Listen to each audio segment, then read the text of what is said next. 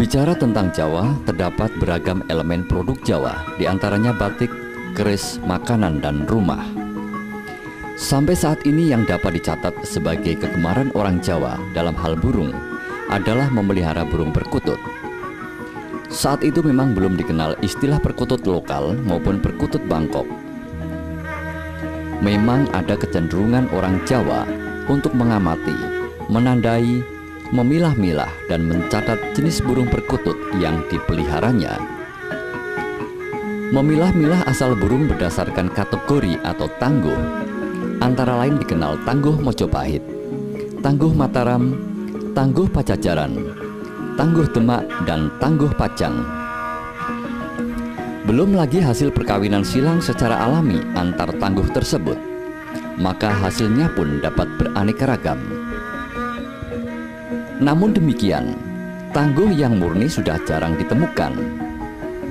Pada zaman kerajaan dahulu, burung perkutut hanya dipelihara oleh kalangan ningrat.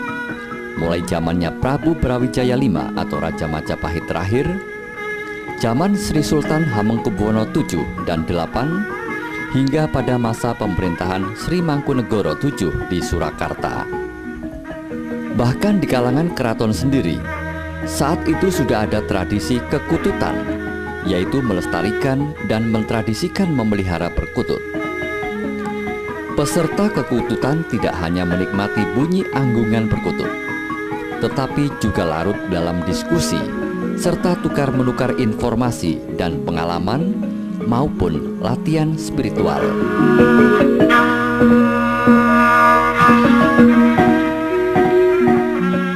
Perkutut merupakan alat pencipta kepuasan atau kenikmatan pribadi. Suaranya memberikan suasana tenang, teduh, santai, bahagia, dan seolah-olah manusia dapat berhubungan dengan alam semesta secara langsung. Selain itu, perkutut memiliki keistimewaan luar biasa karena dianggap memiliki kekuatan gaib yang dapat mempengaruhi pemiliknya. Orang Jawa memelihara perkutut berdasarkan katurangan atau dilihat dari ciri-ciri fisik seperti bentuk tubuh, bulu, paruh, dan kaki.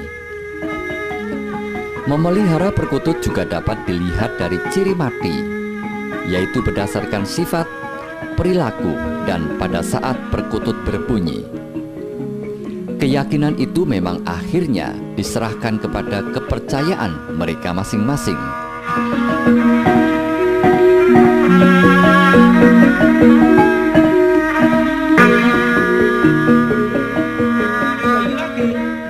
Dibagi lagi menjadi apakah burung perkutut ini itu bermanfaat bagi yang memelihara atau merugikan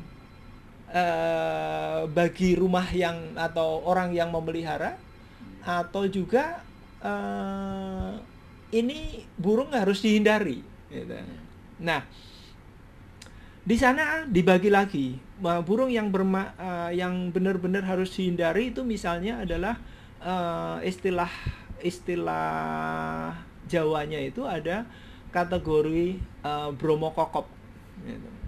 Jadi bromokokop ini adalah salah satu jenis yang dihindari oleh orang Jawa. Nah, kemudian yang paling diminati itu adalah jenis-jenis udan mas misalnya. Udan mas itu yang dinilai memiliki memiliki perbawa, memiliki banyak keunggulan yang digadang-gadang gitu, bisa mendatangkan rezeki sesuai dengan namanya gitu ya, udan mas itu.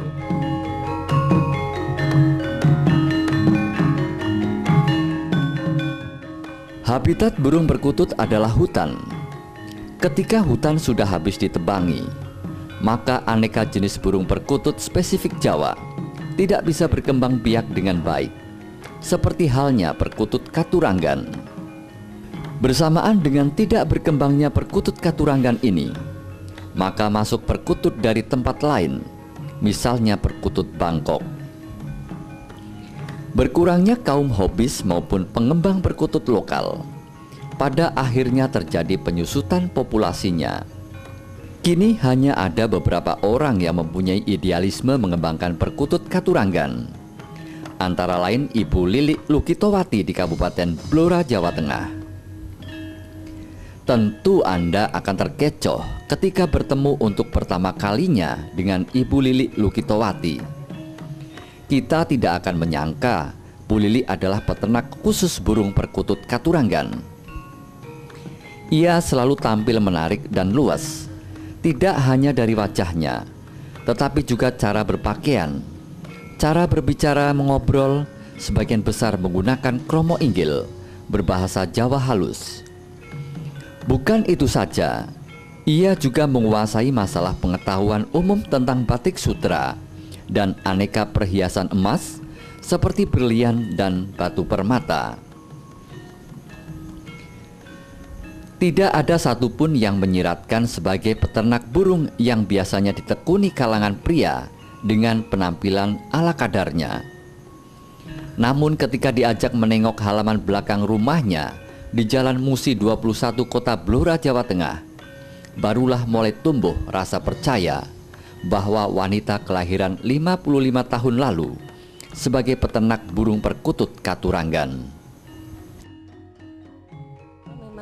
Saya tidak pernah punya keinginan atau hobi, tapi karena waktu itu saya istilah orang Jawa itu ngelakoni ngerowot itu lebih dari 9 bulan. Jadi waktu itu saya matur ke sesepuh, apakah saya sudah boleh badar, sudah boleh istilahnya selesai puasa.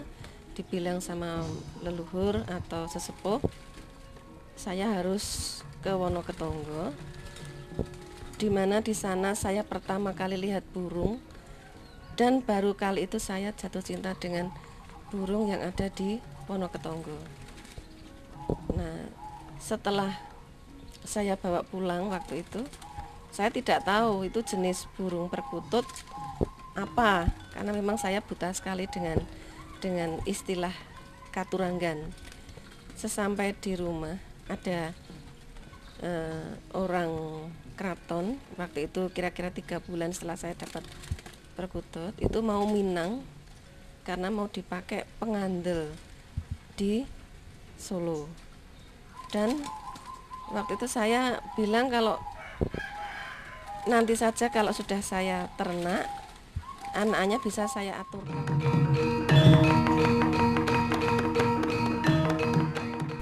Di lokasi rumahnya bagian belakang terdapat tidak kurang 56 pasang perkutut Katurangan dan sekitar 20 pasang perkutut silang atau Bangkok. Kegiatan penangkaran ini sudah dimulai sejak tahun 1993 dan sudah lebih dari ribuan ekor anakan yang dibeli oleh penggemarnya yang datang dari berbagai kota seperti Jakarta, Surabaya, Solo, Yogyakarta, Cirebon, bahkan datang dari luar Jawa. Di rumah Bu Lilik terdapat 8 jenis perkutut Katurangan, artinya burung yang berpenampilan menarik, mulai dari warna bulu, mata, paruh, kaki, hingga kuku, dan tentu saja suaranya.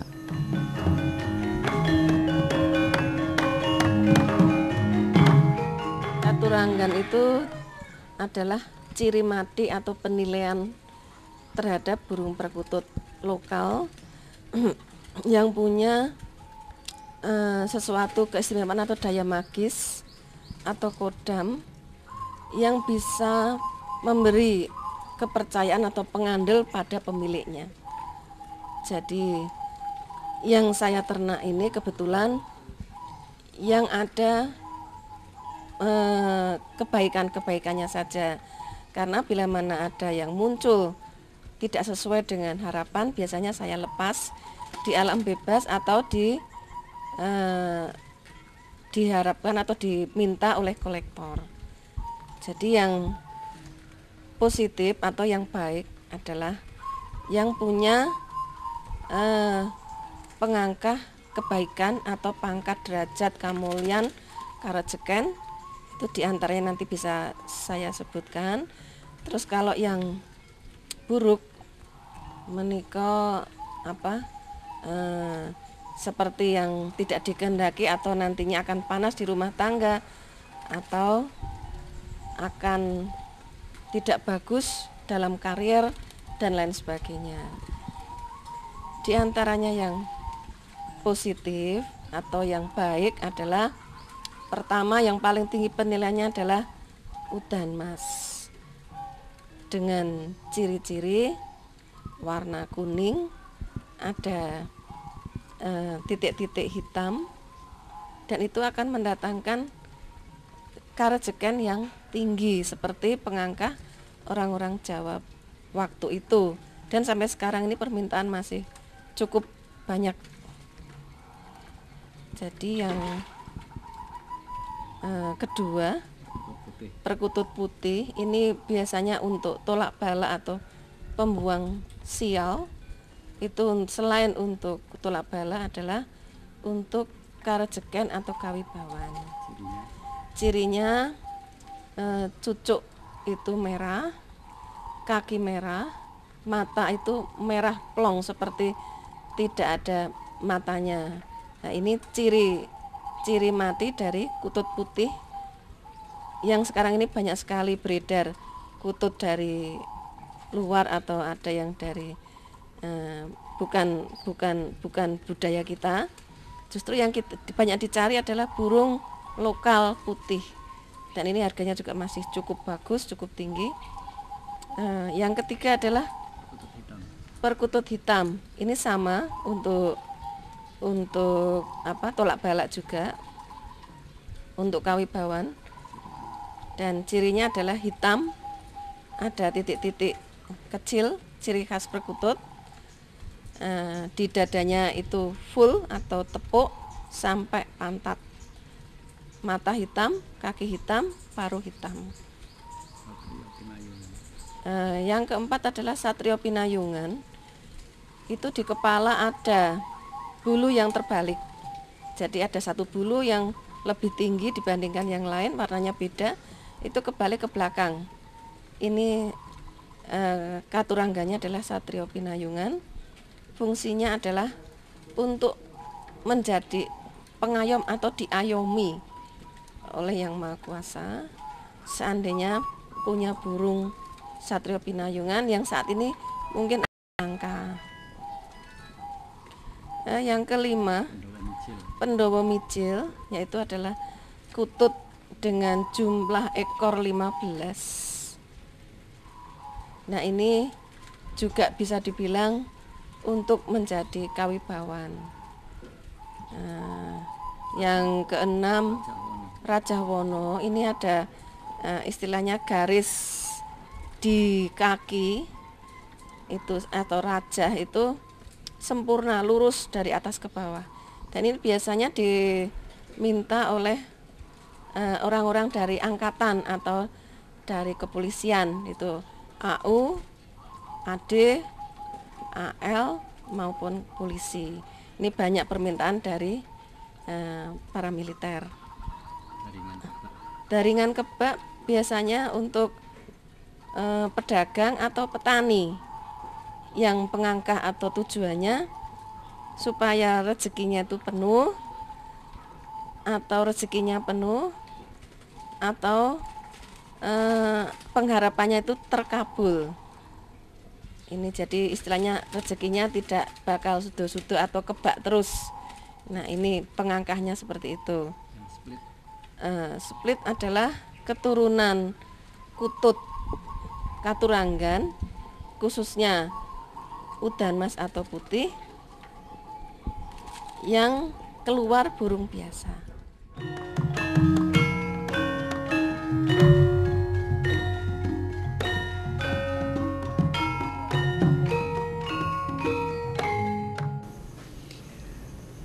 Setiap hari Ibu Lili dan 3 pembantunya turun tangan memberi burung-burung tersebut dengan menu utama ketan hitam, beras merah, dan makanan tambahan hasil racikan sendiri.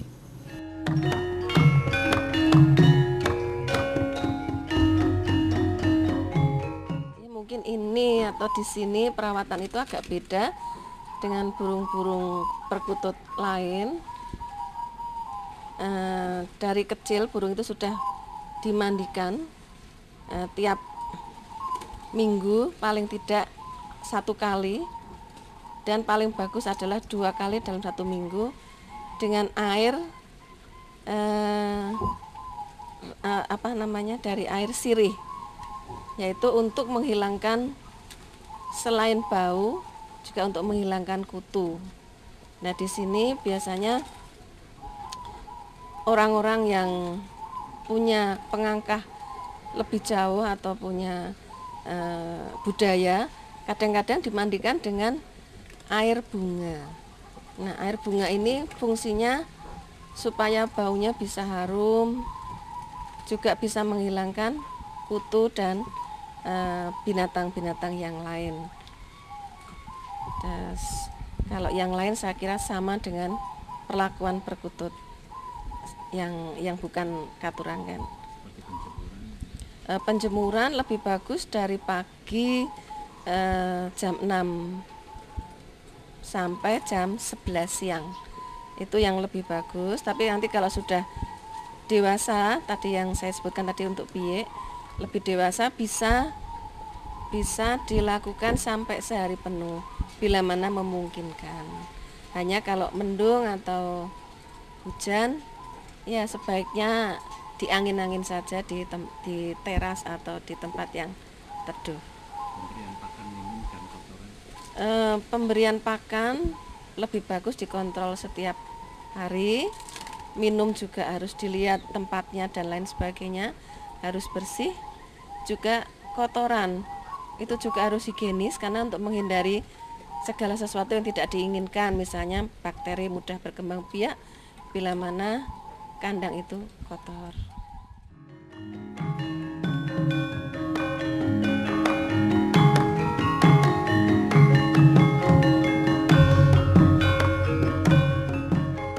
Penangkaran perkutut Katuranggan seperti burung-burung perkutut yang lain, mungkin hanya bedanya perkutut Katuranggan itu punya keistimewaan tidak istilahnya dikasari atau di sia-sia. Jadi yang kita perlu siapkan adalah kandang itu yang bagus, ideal, yaitu ukurannya tinggi 2 meter, panjang 1/4, lebar 90.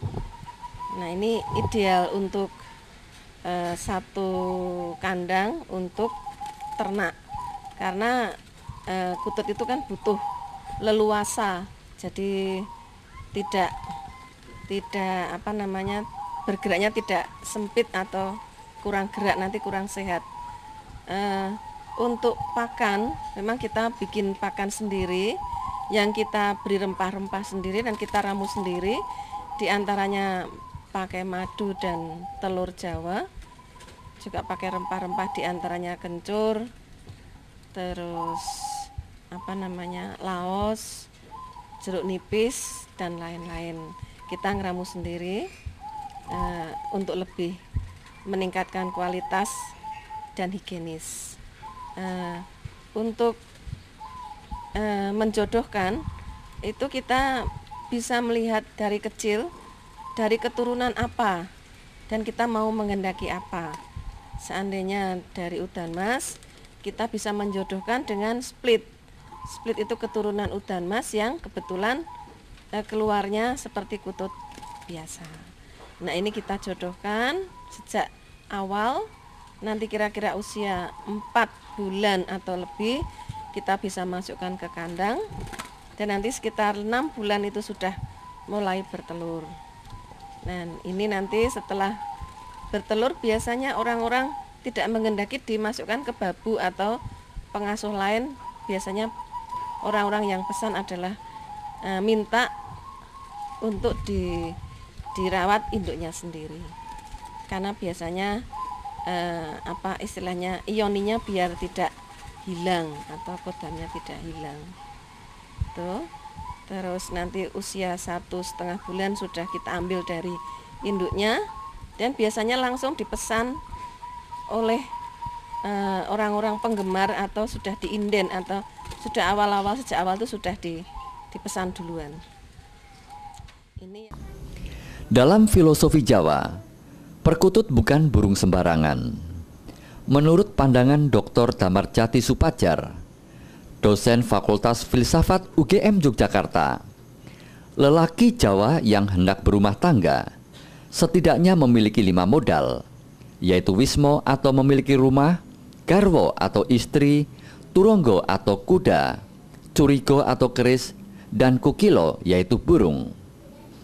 Hal senada juga diungkapkan peminat budaya Jawa Hendro Basuki di Semarang dan penangkar perkutut Katuranggan Ibu Lilik Lukitowati di Blora. Berbicara mengenai perkutut Katuranggan, biasanya dikaitkan dengan perkutut lokal yang diyakini mempunyai kekuatan supranatural menurut kepercayaan orang-orang tua kita sejak beratus-ratus tahun, terutama pada masyarakat tradisi Jawa.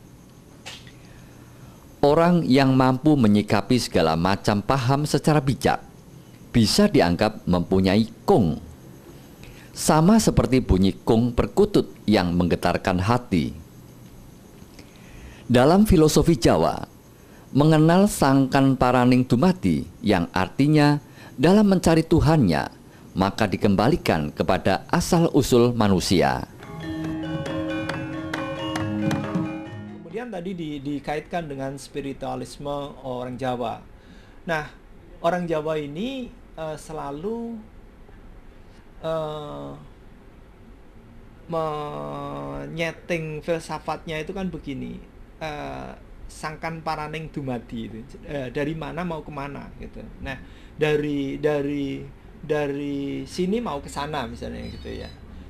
Dari sini mau ketemu Tuhannya, dari sini mau ke mana itu ya, sangkan paraning dumadi. Jadi dikembalikan asal usul. Nah, kemudian kalau dikaitkan dengan spiritualisme orang Jawa perkutut tadi itu, maka harus dipahami bahwa orang Jawa itu kalau ngegayuh itu apa? Punya cita-cita ya. Punya cita-cita itu kan begini. Sangat percaya Tuhan, tetapi mendekati Tuhan itu dengan cara apa? Gitu kan. Nah, ada yang harus meditasi, semedi, harus macam-macam itu ya. Itu dengan berpuasa. Itu adalah cara Jawa mendekati Tuhan. Gitu. Nah, kemudian kalau cara Jawa mendekati sesuatu keinginan, misalnya kepingin tentram, itu. Mungkin dirinya sendiri sudah tentram, tapi dia akan merasa tentram kalau mendengarkan suara perkutut gitu. Nah, kemudian ada yang gegayuh ingin selamat. Oh ya sudah, hidup saya lurus-lurus aja, tetapi saya lebih mantap kalau ada keris yang seperti ini, perkutut yang seperti ini gitu. Nah, sehingga dia lebih mantap gitu. Nah, ketika dia sudah bekerja keras, kemudian di situ ada udan emasnya, gitu. Nah, apa salahnya kan gitu? Jadi selalu bahwa ngegayuh ini punya cita-cita itu selalu dibarengi dengan selain usaha juga daya dukung yang lain, gitu. Maka tidak bisa dihindarkan itu. Nah, bahwa kemudian sekarang itu sangat jarang yang barangkali adalah mereka tidak mengerti atau belum mengerti tentang itu. Pada dasarnya, suara burung perkutut tidak ada yang sama persis, meskipun berasal dari induk yang sama. Maka memilih suara burung perkutut untuk kelangenan subjektif sekali sifatnya. Kecocokan hati setiap orang terhadap suatu jenis suara burung perkutut tidak sama. Maka ada suatu anjuran yang sederhana, bahwa memilih suara burung yang cocok dengan hati dan perasaan kita masing-masing. Dengan demikian, semakin mengendap kemampuan spiritual seseorang, akan semakin mudah menemukan suara burung perkutut yang sesuai dengan cita rasanya. Memang, untuk bisa memahami tentang suara perkutut, dituntut pula pemahaman tentang hidup yang selaras dan tentram, serta menjauhi semua kemungkinan persengketaan dengan siapapun, termasuk dengan alam.